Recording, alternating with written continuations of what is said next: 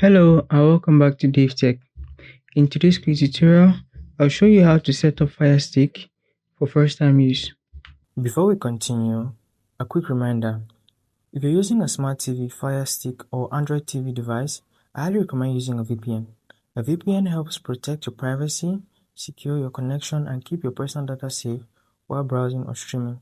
I personally recommend NordVPN. It's fast, reliable, and works smoothly with TV devices. I've put a special link in the description. If you want to check it out, do so right now. Let's get back into the video. Alright, so the first thing you need to do is ensure you have a good internet connection. I have a video showing you how to get an internet connection. So turn on the internet, come over to this gear icon at the right of this bar and then come down. Click on network. That would give you the options to verify your internet connection. Make sure you have a very good internet connection. Now when you have a good internet connection, the next thing you need to do is hop over to account profiles and settings. This is where you can sign into your account. In my case, you are seeing the register. I have a video showing you how to register on an Amazon account, so check that video out as well. But for the first time setup, what you need to make sure is that your profiles are set. So in this case, you could add a profile. If I click add profile, give it a couple of seconds, and you just need to put in your information basically, and that's going to create a profile. So enter your name, profile icon. So the profile is what you'll be watching as, and everything we customize under the profile. As you can see, the profile I'm using is DaveTech. Now the next thing you need to set up for first time use, after setting up the profile, you want to check on your display and sound settings. So Alexa's home theater is available. This will manage the home theater system if you have a home theater system at your home. So Fire TV is just going to be embedded in it. Also, your screensaver is very important. You can choose a screensaver to happen either by Amazon's collection or change these other options like the slide style, the slide speed. Does it go medium? Does it go fast? Does it go slow? And the start time, how long does it take between slides? And also, do you want to see the date and clock? If you can look at the background, you can see a preview of my screensaver. The next thing is the display. I suggest you toggle the display settings by video resolution, allowing it to auto, but up to 4K. So if you have a very good movie or piece of content that can go up to 4K, you have the ability to watch it at 4K resolution. But the automatic is going to play the content as it sees it.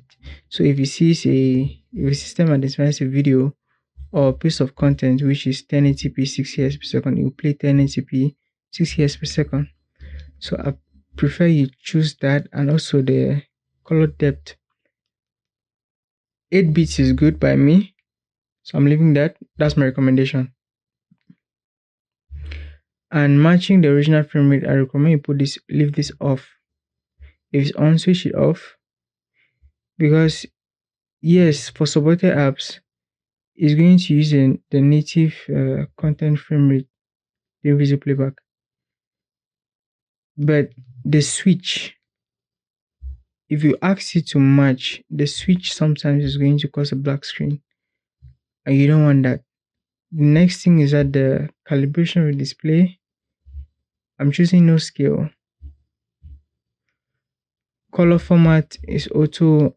You go to RGB when necessary, and then you go to YCBCR when necessary. The dynamic range is always on HDR. In my case, adaptive dynamic range is good as well. So this is going to display content that will match the dynamic range of the content. Here, I'm choosing to always display content in high dynamic range on. But this will happen only on supported HDR televisions. So it depends on the screen now. So that's all about the display settings. The sound settings. So under audio, navigation sounds, I like them on to give feedback.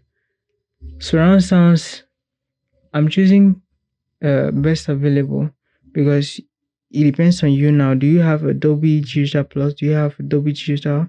Do you have Dolby Atmos? If you don't know exactly what sound system your audio devices are rocking, I choose best always. And then for advanced audio settings, the volume leveler, I leave it off, and the dialogue enhancer, I leave it off as well. And you can see my levels. You can have to adjust this slider left or right until the visuals and sounds are in sync. So that's it for audio. Next thing you should set up is your remote control and connect any accessories. So if you have a Bluetooth speaker, you can connect it through here. Other Bluetooth devices, you can pair speakers, keyboards, mouses, all the accessories you'll be using on Fire TV. Game controllers as well if you are going to be gaming. And most importantly, the Fire TV remote. So it's a voice remote. You can add a new remote to this, or if your Fire TV remote is not yet added, you could just click on add new remote. You search for the remote and then you're going to pair. For now, this is the remote I have on the system, version 15. So preferences as well. If you have kids and kids are going to be using this device as well, you need to ensure you check parental controls. In my case, I have them off, but if you have kids using the Fire TV as well, make sure to set the parental controls and turn it on. Privacy, in my recommendations, I just leave the device usage data on for feedback. I'm allowing the collection of app usage data, so Amazon can collect information relating to the frequency and duration of the use of third-party apps downloaded from the App Store. So interest-based ads, I'm leaving them on, and that's my advertisement ID right there. I'm enabling Amazon Photos, especially for the screensaver.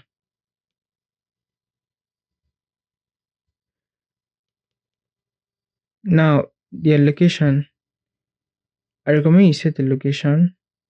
If you are in a country where you want your services to be streamlined, so you want to have content that is familiar to that country. Outside that, I just recommend you putting in the right time zone. So if you come to time zone and click time zone, you could choose, are you in Europe, Africa, India, Asia, Australia, Antarctica? From there, you can select a specific time zone and then you have that time. Just like you can see West African Standard Time here with the date. Language settings, if you're not comfortable with the language, you can change the language here. I have Espanol, Dutch, Spanish, French, Italiano, Chinese, and Netherlands. So just choose whatever language suits you and you're good to go. So basically, those are the main functions. The only one I've not talked about is accessibilities. I'll have a video covering that as well.